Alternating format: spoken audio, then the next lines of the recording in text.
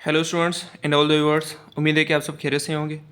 आज हम डिस्कस करने वाले हैं केमिस्ट्री के कुछ इंपॉर्टेंट एमसीक्यूज़ को अकॉर्डिंग टू पास्ट पेपर जो टेस्ट होने वाली है एनटीएस की तरफ से 21 जनवरी को। ठीक है स्टूडेंट्स, और इसका जस्ट मैंने बायोलॉजी का सेक्शन पिछले वीडियो में अपलोड कर दिया था। ठीक है स्टूडेंट्स, उससे पहले भी मैंने एक दो वीडियो लेक्चर्स अपलोड कर दिए हैं फिज़िक्स के और बायोलॉजी के सेक्शन के ऊपर, केमिस्ट्री के सेक्शन के ऊपर। और उससे पहले मैंने जो प्रिपरेशन कराई थी वो लम्स यूनिवर्सिटी की प्रिपरेशन कराई थी, जिसमें मैंने काफ़ी सारे पास पेपर्स आपको सोल्व करवा दिए थे। ठीक है स्टूडेंट्स, उन वीडियोज़ की लिंक मैं आपको डिस्क्रिप्शन में दे दूंगा, आप वो भी वीडियोज़ देख सकते हैं। वो भी वीडियोज़ आपकी एंट्री टेस्ट के लिए, एनटीएस की एंट्री टेस्ट के लिए बहुत ही इंपॉर्टेंट, बहुत ही हेल्पफुल हो जाएंगे। ठीक है स्टूडेंट्स, और अगर आप बिना सब्सक्राइब किए देख रहे हैं तो do subscribe to my channel और ऑल पर सेलेक्ट कर दीजिएगा ताकि मेरे अपकमिंग वीडियोज़ की नोटिफिकेशन आप तक पहुँच सके। ठीक है स्टूडेंट्स, तो स्टार्ट करते हैं आज के इस वीडियो लेक्चर को। केमिस्ट्री के सेक्शन में आज हम 30 एमसीक्यूज़ को डिस्कस करेंगे। आपके पास पहला जो क्वेश्चन है 31 से स्टार्ट करें। पहले जो 30 एमसीक्यूज़ बायोलॉजी के सेक्शन के हैं वो मैंने अपलोड कर दिए हैं जस्ट पिछले वीडियो में, तो उन वीडियोज़ की लिंक भी मैं आपको डिस्क्रिप्शन में दे दूंगा। पहला आपका क्वेश्चन है केमिस्ट्री के सेक्शन में, nucleus of an atom always contains. तो न्यूक्लियस में क्या होते हैं? न्यूट्रॉन्स, इलेक्ट्रॉन्स, न्यूट्रॉन्स, प्रोटॉन्स, या ओनली न्यूट्रॉन्स, या ओनली प्रोटॉन्स। ठीक है स्टूडेंट्स, तो करेक्ट आंसर है आपके पास न्यूट्रॉन्स एंड प्रोटॉन्स। तो आपके पास जो इसका करेक्ट आंसर होगा वो होगा option number B. Second question है, spreading of smell fragrance perfume in air is an example of. तो स्प्रेडिंग ऑफ परफ्यूम जो है ये किसका एग्जांपल है? It is the example of diffusion. तो आपका जो करेक्ट आंसर है वो है ऑप्शन नंबर बी। 33 क्वेश्चन है, which are the following state of matter is simplest state. तो सिंपलेस्ट स्टेट हम कौन सी स्टेट को कहते हैं मैटर की? प्लाज्मा, सॉलिड, लिक्विड या गैस? तो उसका करेक्ट आंसर है gas state is the simplest state of matter. तो करेक्ट आंसर है ऑप्शन नंबर डी। 34 क्वेश्चन है, water has maximum density at which temperature. तो वाटर की मैक्सिमम डेंसिटी कौन से टेम्परेचर पे होती है? तो इसका करेक्ट आंसर है, अगर वाटर प्योर है तो उसकी होगी 4 डिग्री सेल्सियस पे। तो इम्प्योर वाटर की चेंज हो जाती है। ठीक है स्टूडेंट्स, प्योर वाटर की कितनी होगी? 4 डिग्री सेल्सियस पे मैक्सिमम डेंसिटी होती है। तो correct answer option number D. 35 question है, existence of an element is more than one form. तो एक एलिमेंट का डिफरेंट डिफरेंट फॉर्म्स में एग्जिस्ट होना, इसे हम क्या कहते हैं? आइसोट्रोपी, एलोट्रोपी या आइसोमॉर्फिज्म। तो करेक्ट आंसर है एलोट्रोपी, या हम इसे कहते हैं एलोट्रोपिज्म प्रॉपर्टी। तो इसका करेक्ट आंसर है ऑप्शन नंबर बी। 36 जो क्वेश्चन है वो है, X rays having same nature as like. X rays की नेचर किससे सेम होती है? तो करेक्ट आंसर है गामा रेज से। ठीक है स्टूडेंट्स, तो इसका करेक्ट आंसर है ऑप्शन नंबर बी, क्योंकि दोनों इलेक्ट्रोमैग्नेटिक रेज होती हैं, इलेक्ट्रोमैग्नेटिक वेव होती हैं, तो इसकी वजह से। 37 क्वेश्चन है, which are the following does not contain covalent bond. तो नीचे में से किस में कोवेलेंट बॉन्ड नहीं है? ठीक है स्टूडेंट्स, तो यहाँ पे आपका जो करेक्ट आंसर है वो है कॉपर। कॉपर में कोवेलेंट बॉन्ड नहीं होता, बाकी आइस, ग्रेफाइट, डायमंड में कोवेलेंट बॉन्डिंग होती है। और कॉपर में आपके पास कौन सी होती है? मेटालिक बॉन्डिंग होती है। तो करेक्ट आंसर है ऑप्शन नंबर डी। ठीक है स्टूडेंट्स, उसके बाद 38 जो क्वेश्चन है, which type of bonding present in HCl। तो HCl में कौन सी बॉन्डिंग होती है? आयोनिक, कोवेलेंट, कोऑर्डिनेट कोवेलेंट, या नन ऑफ दिस। तो इसका करेक्ट आंसर है कोवेलेंट बॉन्डिंग होती है। कोवेलेंट बॉन्ड का कौन सा टाइप? Polar covalent bond. ठीक है स्टूडेंट, तो इसका करेक्ट आंसर है option number B.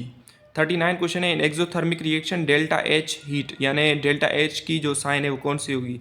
Delta H की वैल्यू यूनिटी यानी इनफाइनाइट होगी, 1 होगी, 0 होगी, ग्रेटर देन 1 होगी, या लेस देन 0 होगी। ठीक है सर, अगर एक्सोथर्मिक रिएक्शन है तो उसकी वैल्यू हमेशा नेगेटिव होती है, और नेगेटिव वैल्यू को हम क्या कहते हैं? Less than 0।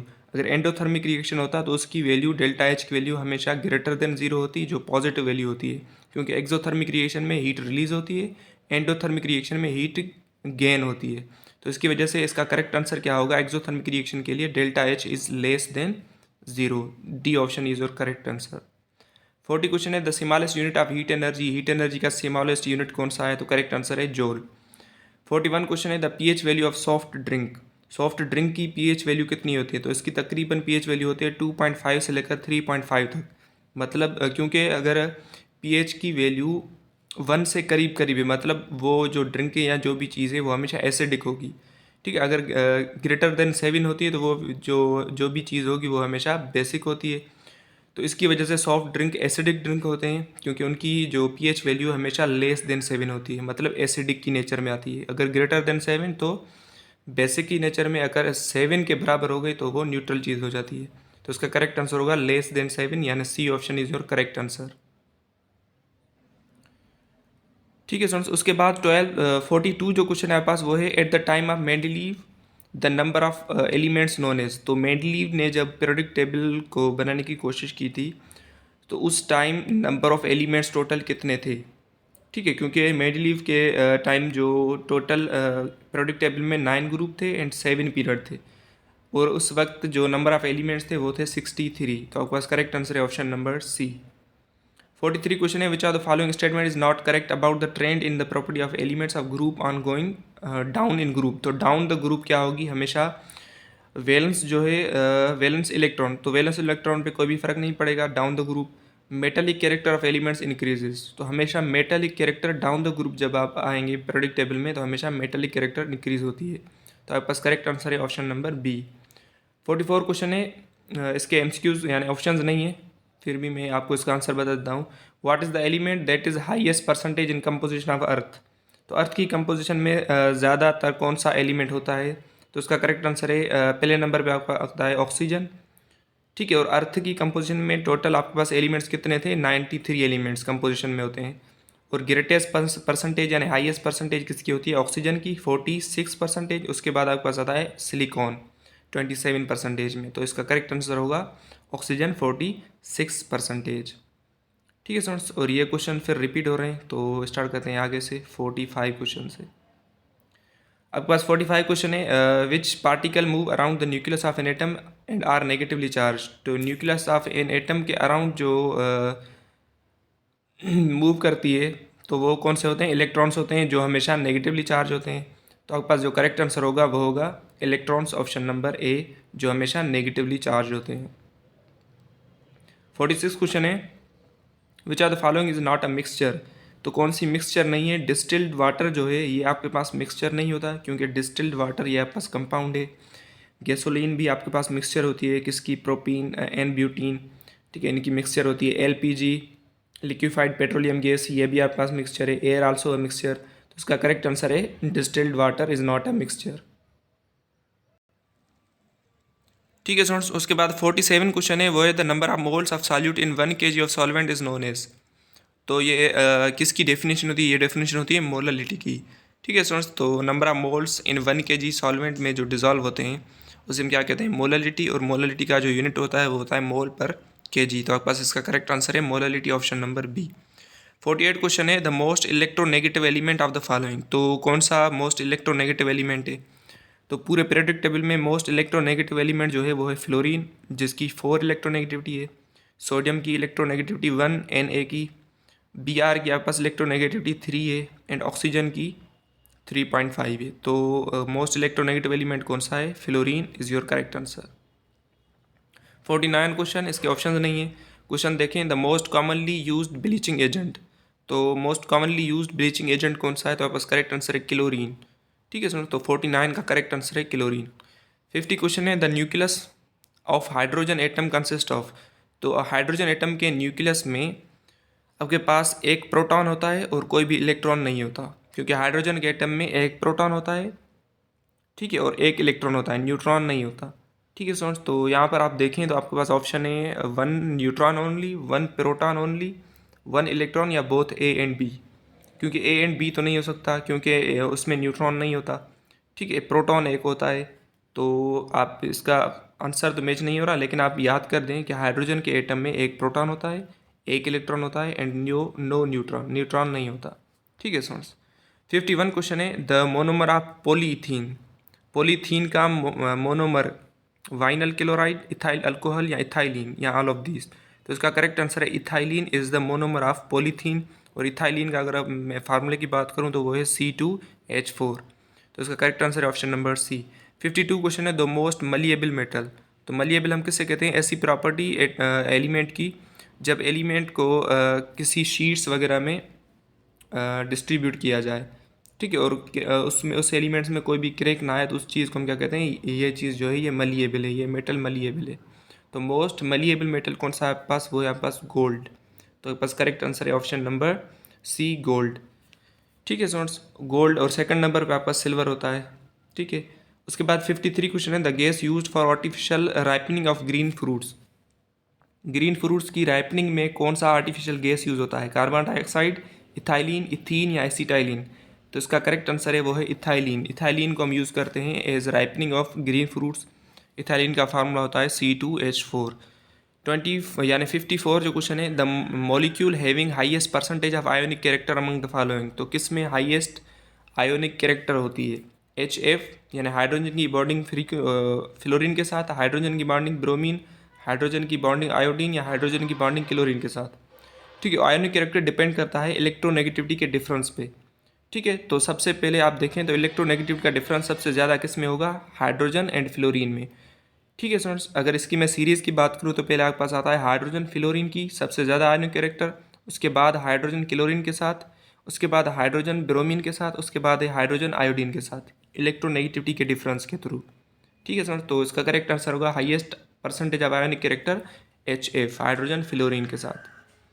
55 क्वेश्चन है, hardest form of carbon. Carbon की हार्डेस्ट फॉर्म कौन सी है? ठीक है स्टूडेंट, तो इसका करेक्ट आंसर है diamond. 56 question, number of electrons present in H+। Hydrogen plus में कितने नंबर ऑफ इलेक्ट्रॉन्स होंगे? अब देखिए H+ लिखा हुआ है, इसका मतलब ये है कि इस एटम में एक इलेक्ट्रॉन लॉस हो चुका है। ठीक है, अगर H+2 लिखा हुआ था मतलब इसमें 2 इलेक्ट्रॉन्स लॉस हो चुके हैं। मतलब किसी भी एटम में प्लस लगा हुआ है इसका मतलब है एक इलेक्ट्रॉन लॉस हो गया है। और आपको पता है हाइड्रोजन के एटम में एक ही इलेक्ट्रॉन होता है। अगर उसने एक ही इलेक्ट्रॉन लॉस कर दिया तो उसमें कितने इलेक्ट्रॉन्स होंगे? तो 0। तो इसमें 0 इलेक्ट्रॉन्स होंगे। ठीक है दोस्तों, तो इसका करेक्ट आंसर होगा 0। अगर किसी भी एटम के ऊपर नेगेटिव साइन लगा हुआ है इसका मतलब उसने एक इलेक्ट्रॉन गेन किया है, तो एक इलेक्ट्रॉन बढ़ जाएगा। ठीक है सर, तो ये आप कुछ चीज़ें याद कर दीजिएगा एनी हाउ। ठीक है, मोस्ट इंपॉर्टेंट चीज़ें हैं केमिस्ट्री के थ्रू। 57 क्वेश्चन है, carbon dioxide is reducing agent, dehydrating agent, oxidising agent या ब्लीचिंग एजेंट? तो कार्बन डाइऑक्साइड आपके पास होता है ऑक्सीडाइजिंग एजेंट होता है। ठीक है स्टूडेंट्स, क्योंकि कार्बन डाइऑक्साइड लीनियर फॉर्म में होता है तो काफ़ी स्टेबल होता है, तो स्टेबल होने की वजह से ये इलेक्ट्रॉन लॉस नहीं करता, हमेशा इलेक्ट्रॉन गेन करने की कोशिश करता है। ठीक है स्टूडेंट्स, तो इसकी वजह से ये ऑक्सीडाइजिंग एजेंट कहलाता है और रिड्यूसिंग एजेंट नहीं होता। तो इसका करेक्ट आंसर है ऑप्शन नंबर C। 58 क्वेश्चन है, rusting of iron is due to. Iron पे रस्टिंग किसकी वजह से होती है? कोरोजन, ऑक्सीडेशन या रिड्यूक्टर? तो इसका करेक्ट आंसर है ऑक्सीडेशन की वजह से रस्टिंग ऑफ आयरन होती है। अगर रस्टिंग का मैं आपको फार्मूला बता दूं, ठीक है सर, तो रस्टिंग का फार्मूला होता है Fe2O3, जिसे हम फेरिक ऑक्साइड या आयरन ऑक्साइड कहते हैं। ठीक है सर, ड्यू टू ऑक्सीडेशन की वजह से होती है रस्टिंग, तो करेक्ट आंसर है ऑप्शन नंबर B। ये जो चीज़ें मैं आपको बता रहा हूँ ये आप अपने हैंड राइटिंग नोट्स में एनी हाउ अपनी कॉपी पे लिख दीजिएगा, क्योंकि आपको फिर बाद में रिवाइज़ करने में कोई भी मुश्किल नहीं होगी। ठीक है स्टूडेंट्स, जो भी चीज़ें मैं आपको एक्स्ट्रा बताता जा रहा हूँ ये बहुत इंपॉर्टेंट होती हैं। ठीक है, क्योंकि मेरी हैबिट ये होती है कि मैं जो चीज़ स्टूडेंट को बताऊँ उस यानी जो भी MCQs हो उसकी कंप्लीट नॉलेज हो स्टूडेंट को कि ये क्वेश्चन ये ऑप्शन करेक्ट क्यों हुआ। ठीक है, तो इसकी वजह से मैं आपको बताता हूँ, तो ये आप एनी हाउ लिख दीजिएगा अपने नोटबुक पे। 59 क्वेश्चन है, which are the following is use to increase anti knocking property of petroleum?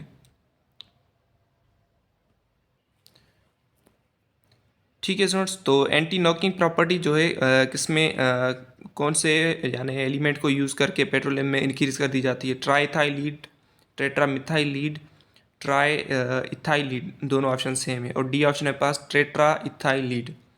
तो उसका करेक्ट आंसर है एंटी नॉकिंग प्रॉपर्टी पेट्रोलियम की इंक्रीज होती है due to tetra ethyl lead को मिक्स करने से। ठीक है स्टूडेंट्स, अगर इसका मैं आपको फार्मूला बता दूं टेट्रा इथाइल लीड का, ठीक है स्टूडेंट्स, तो इसका फार्मूला जो होता है वो होता है PbC2H5 ठीक है स्टूडेंट्स, तो ये फार्मूला होता है टेट्रा इथाइल लीड का। तो इसका करेक्ट आंसर है option number D, tetra ethyl lead जो ये यूज़ होता है एंटी नॉकिंग एजेंट।